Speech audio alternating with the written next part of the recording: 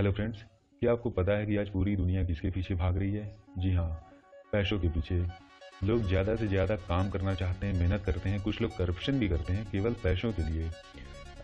और ये तो आपको पता होगा कि जो इंडियन करेंसी है यानी इंडिया के नोट 10 के, 20 के, 100 के, 500 और 2000 के, ये इंडिया में ही प्रिंट किए जाते हैं।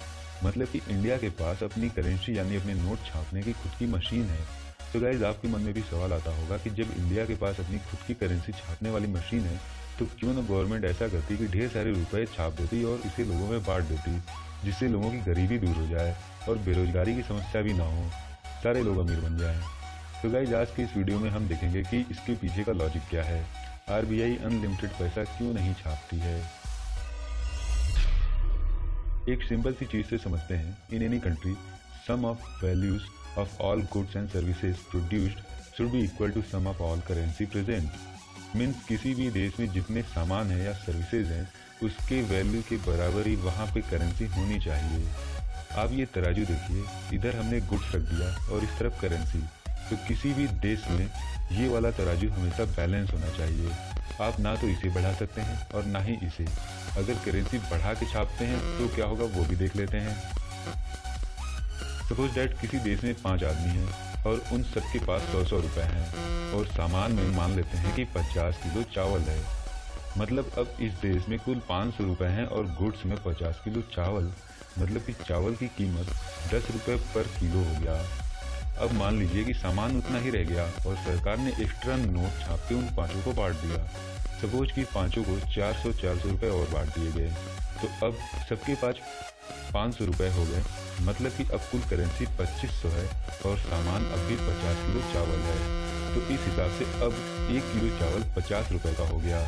यहाँ महंगाई देखिए, 10 रुपए पर केजी से सीधे 50 रुपए पर केजी हो गया, क्योंकि नोट 5 गुना एक्स्ट्रा छाप दिया गया।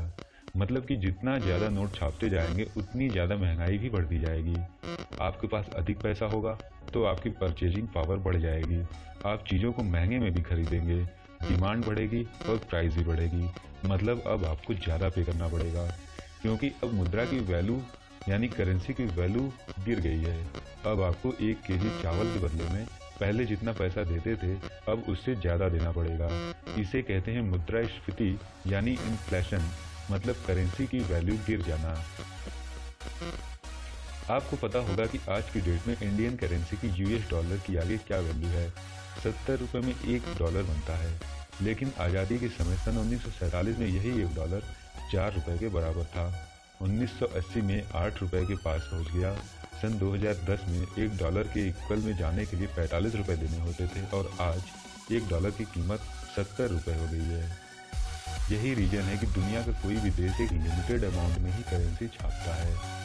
लेकिन 2 ऐसे देश हैं जिसने अनलिमिटेड करेंसी छापी और उन्हें इसका खामियाजा भी भुगतना पड़ा। सबसे पहला देश जो इस गलती को करने वाला था वो है जर्मनी। वर्ल्ड वॉर फर्स्ट के समय जर्मनी की आर्थिक स्थिति काफ़ी खराब हो गई थी, तो युद्ध में इस्तेमाल होने वाले सामान की पूर्ति के लिए जर्मनी ने कई देशों से उधार लिया। बाद में युद्ध में भी इनकी हार हुई। कुछ दिन बाद जर्मनी पे जब बाकी देशों से पैसा लौटाने के लिए प्रेशर आने लगा तो उन्होंने अनलिमिटेड करेंसी छापनी शुरू कर दी। नतीजा ये हुआ कि करेंसी की वैल्यू गिर गई और महंगाई आसमान पर चली गई। दूसरा देश जिसने यही गलती की वो है जिम्बाब्वे। जिम्बाब्वे में एक समय था जब बहुत गरीबी थी। सन 2001 में वहाँ के पीएम ने सोचा कि खूब सारा नोट छाप के सबको बांट दें जिससे सब अमीर बन जाएं। कंडीशन ये हुआ कि सबके पास भर भर के पैसा हो गया और चीज़ों की डिमांड इतनी बढ़ गई कि उनका प्राइस रॉकेट की स्पीड से बढ़ गया। लोग मिलेनियर्स तो बन चुके थे, पर 1 किलो चावल या 1 ब्रेड तक की कीमत मिलियंस में पहुंच गई। जिम्बाब्वे यही नहीं रुका, उसने 2002, 2003 और 2008 तक करेंसी छापता गया, यहाँ तक कि उसने 1 मिलियन, बिलियन और 1 ट्रिलियन तक की करेंसी छाप डाली। अब कोई ब्रेड भी खरीदने जाता तो झोला भर के पैसे ले जाता था। सिचुएशन आउट ऑफ कंट्रोल हो चुकी थी। बाद में वहाँ के गवर्नमेंट ने डिसाइड किया कि मार्केट में जितनी भी करेंसी है उसे जला दिया जाए। यही रीजन है कि कोई भी देश लिमिटेड करेंसी ही छापता है और मार्केट में अवेलेबल रिसोर्सेज एंड करेंसी को बैलेंस बना के चलता है।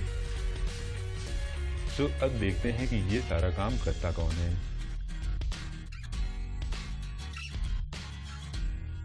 किसी भी देश का जो सेंट्रल बैंक होता है वो ये सारी एक्टिविटी पर नजर रखता है। और वही ये सारी एक्टिविटी परफॉर्म करता है। अपने देश में ये काम इंडिया का सेंट्रल बैंक आरबीआई करता है, यानी reserve bank of India. India में आरबीआई पैसे प्रिंट करती है। आरबीआई जो पैसा प्रिंट करती है उसके लिए भी एक रूल है कि वो एक बार में कितनी करेंसी छाप सकती है।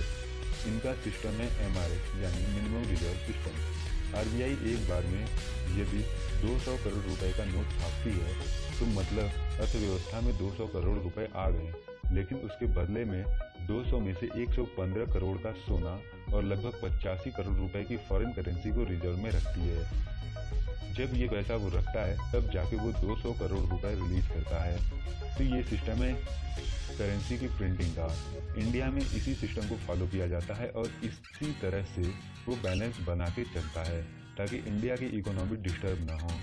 तो गाइस, अब आप तो समझ गए होंगे कि पैसा छापना गरीबी मिटाने का कोई सोल्यूशन नहीं है, उसके लिए मेहनत करना पड़ता है, दिमाग चलाना पड़ता है। अगर आपको हमारा ये वीडियो अच्छा लगा हो तो इसे लाइक करिए और अपने फ्रेंड्स के साथ भी शेयर करिए।